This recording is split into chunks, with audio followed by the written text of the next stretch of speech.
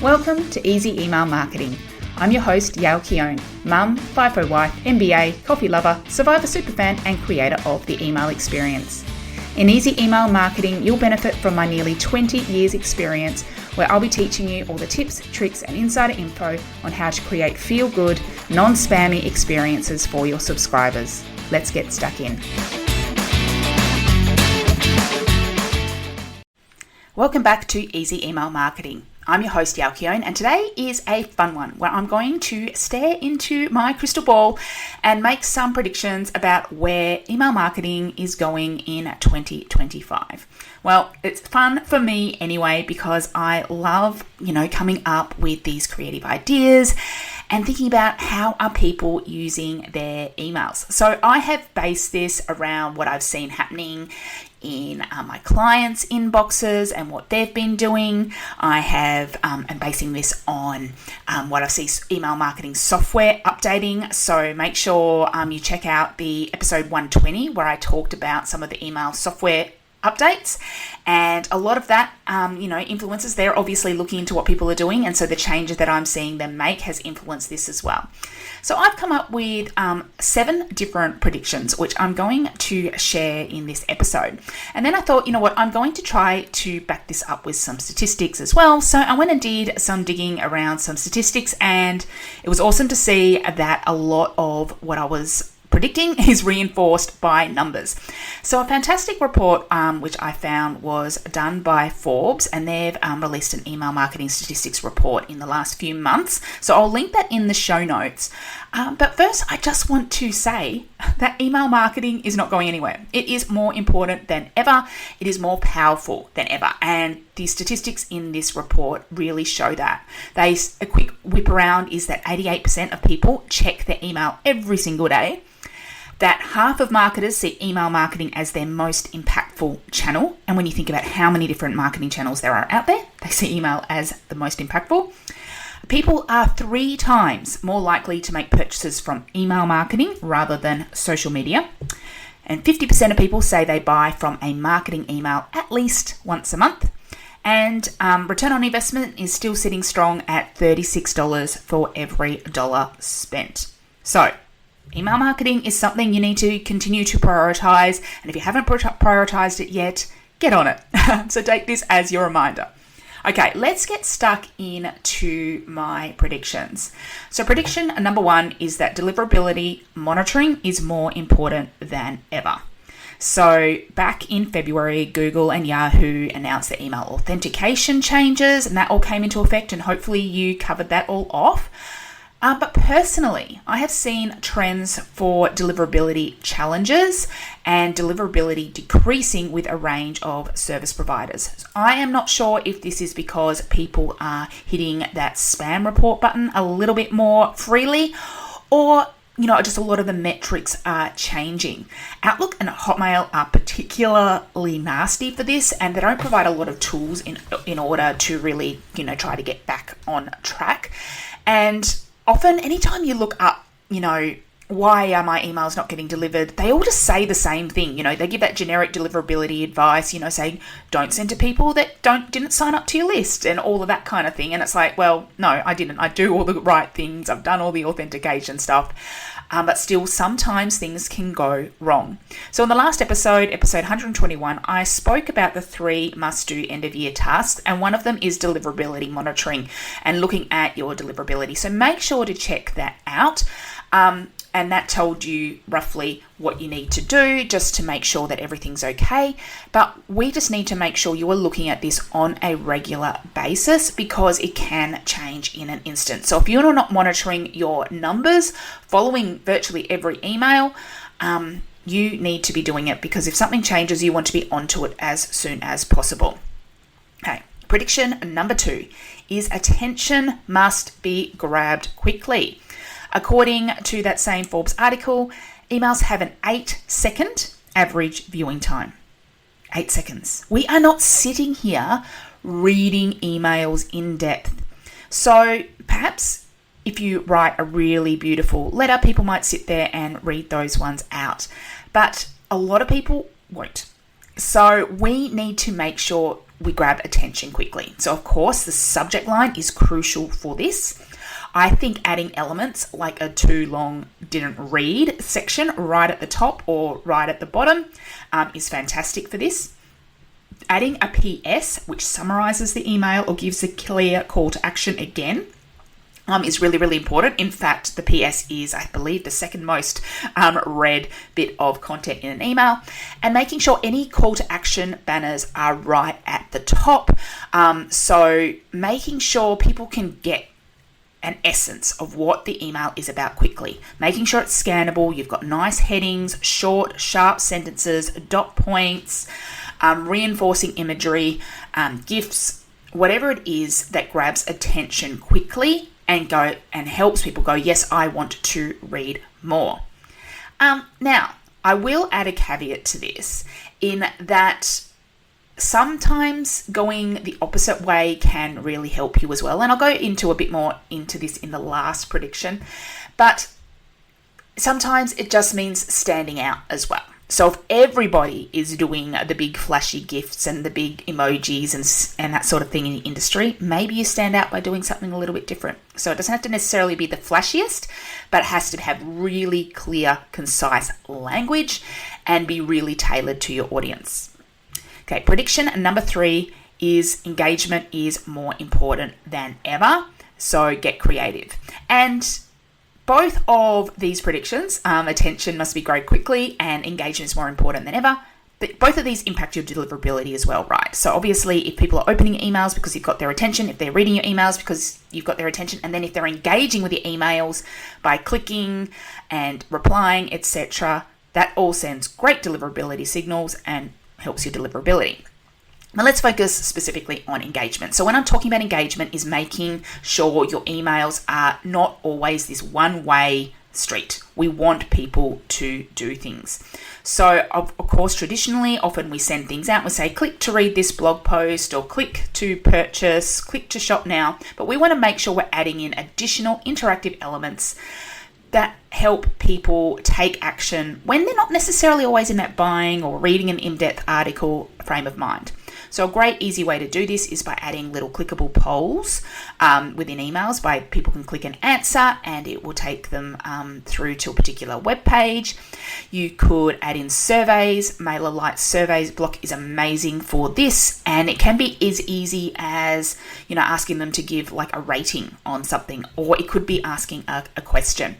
You can also have like little review blocks where people are actually in the email clicking, giving a 5-star review, etc. You could send out gifts. So, I mean, like digital download gifts that people can, click through and they get to download, and that's something that's extra and nice, so that encourages your clicks. Of course, we want to make our buttons and our click-through actions really, really obvious. So making them contrasting colors, underlines, all of that, making it really clear what you want them to do. And one other thing, which I'm very intrigued to see where this goes, is the addition of gamification. So this is where we add more fun elements to emails. So you see this a lot on websites, but it might transfer to emails too. So we see this a little bit on the fringes with things like quizzes. So MailerLite actually has a quiz option too, and you can look at embedding quiz-based software in emails. So it means that the first click just takes them out to the quiz, but it means that that's great engagement. We've also seen things like perhaps calculators. So if people click to go through and do a calculator to do some sort of maths around your thing, whatever it is that you offer. People put in puzzles, so different things again, like I've seen people put like versions of Wordle in emails, and we're seeing like spin the wheel. So I've seen this as a opt-in incentive a lot more recently. Instead of just saying, hey, get your 10% off, spin the wheel to see what your offer is going to be, and you'll get the result there. But I've seen it actually more recently actually going into emails, and you can play with things there. Now, obviously, this is not necessarily possible with everything, but we just want to think about how we can make things more fun and more interesting. And so it doesn't have to be every email, but I would love to see everyone think at least one email a month. If you're sending something out at least every week, make sure one a month is just something that really gets that engagement, that really gets something going through. Okay, prediction number 4 is personalized content. I don't think this one is going away.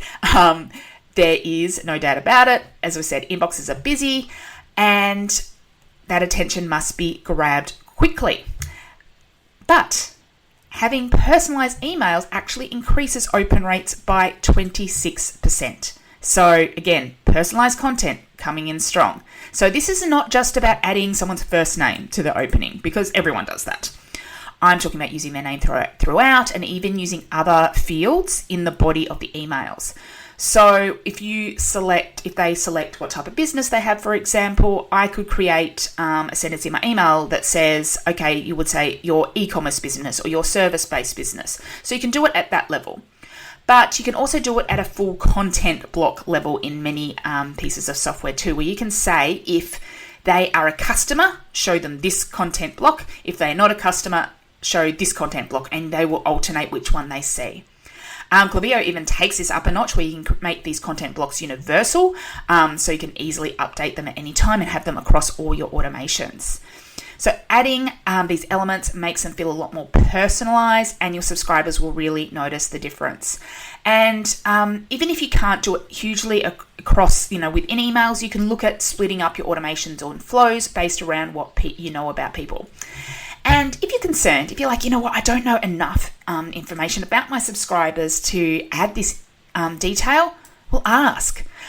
Because interestingly, 83% of customers are happy to share data to have personalized experiences. So preferences centers or asking a few categorizing questions to help you create that content is what's going to help get your emails opened.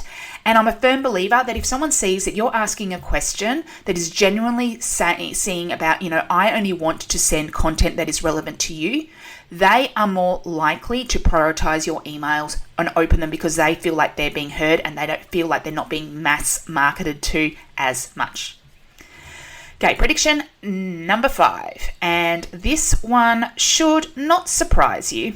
And that is that AI is on the rise. Okay, I don't need to look into my crystal ball to see this one. AI is everywhere.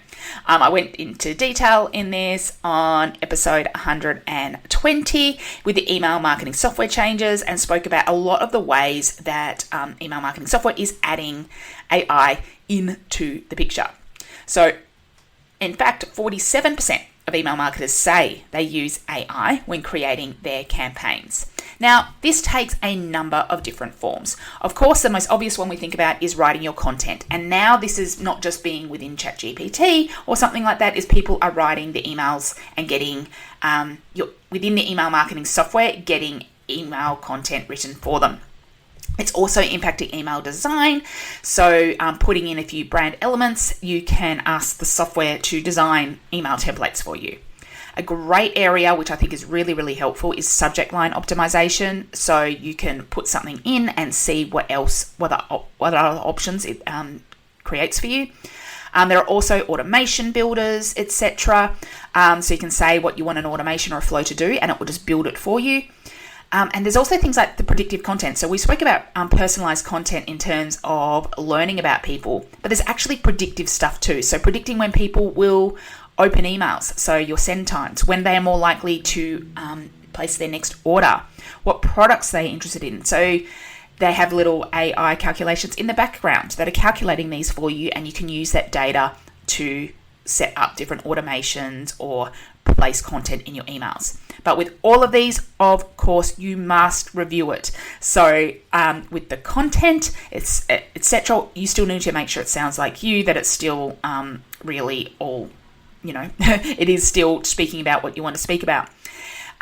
Also with the automation specifically, like sometimes it will not do things right. So you need to make sure that's in place. So still, you can't just blindly rely on what it creates for you. You need to understand what it is creating and how it's segmenting and how it's dividing up people so that you can get it right for you.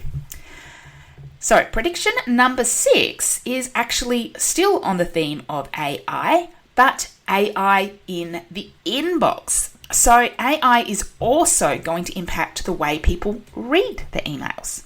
So, for example, Apple has introduced AI summaries with their iOS 18.1 update. So, in a nutshell, it means that it will take longer emails and summarize it into bite-sized highlights. So, you need to make sure your messages are clear. You need to make sure your subject lines are on point because they don't change the subject lines. So, that's still your number one piece of copy. And you need to make sure your calls to action are strong. So when AI is generating these summaries, it is giving the right message. And this is a little bit concerning because you think, oh, hopefully they really grasp a sense of what I'm about. But if you are writing clearly, if you are already in the habit of making sure you have really well summarized emails, it should be obvious. But I also see it as a plus. Because if you do it right, so for example, if you're writing like a sales email with like a special offer, AI summaries will like summarize it into a one-liner saying 20% off for 7 days. And they'll do that for you. So you're not the one being pushy anymore. It's this AI bot that's saying, here's the offer.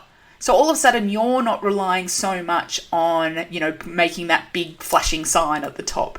You can obviously make sure that in the email you are really clear about what you want them to do and what the offer is, but you can use the subject line for some fun language and then the summary will do the work for you, which is really, really cool.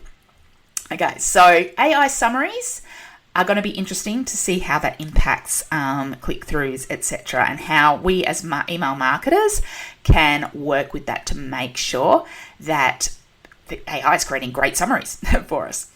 And finally, prediction number 7 is pushing back against all of that, and that is that being real will help you stand out. So again, we've had a big theme here about grabbing attention. And if we are all of a sudden going full AI, everything starts to sound generic, everything starts to sound the same, and we're not going to stand out.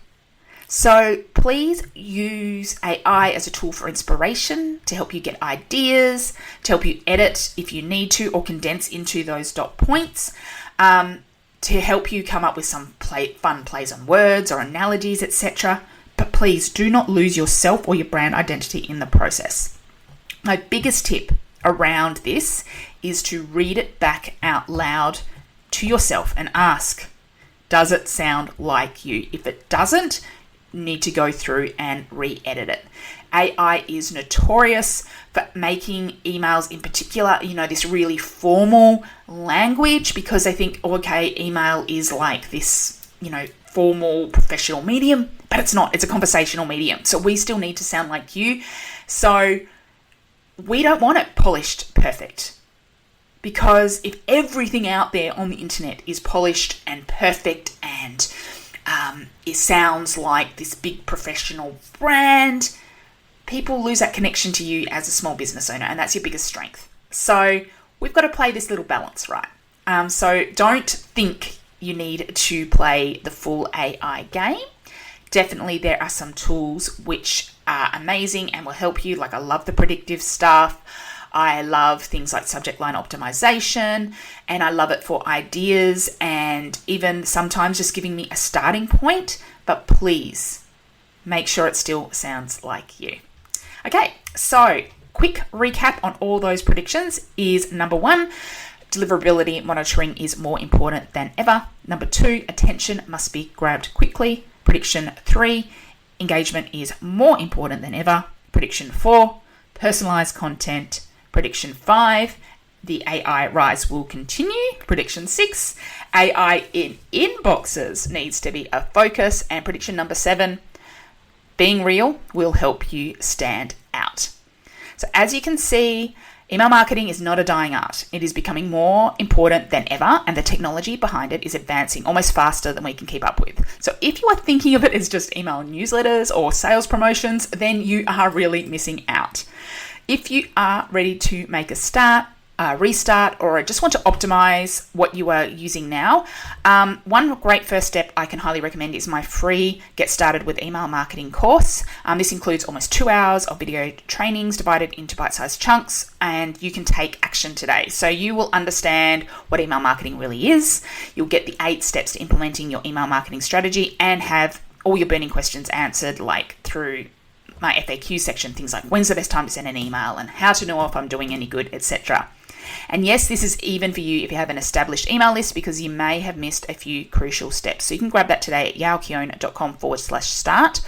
Or if you're like, you know what, I would prefer you to just do it for me, Yael, or I just want to work through with you my strategy and what's going to work well for me, head to my website, yaokeone.com, and look at the Work With Me page. I do have a limited number of places opening up at the start of this year. So if you're looking at one-on-one support, definitely check that out. Thank you so much for joining me today. I would love to hear from you what you've enjoyed from this episode, perhaps what has surprised you, what you're excited, and what different thinking you've had. Or, of course, I'm always interested to hear what you want to know more about. I'm happy to dig further into some of these topics in the future. Please let me know over on Instagram. I'm at yaelkeone, and I'll see you in the next episode. Thank you for listening to Easy Email Marketing. It's an absolute honour that you chose to listen. If you love this episode, then it would mean the world to me if you could leave a review so that others can find this podcast and make their email marketing easy too. Finally, make sure to subscribe so that you don't miss a thing. Until next time, have an awesome day and make sure to keep showing up and serving in those inboxes.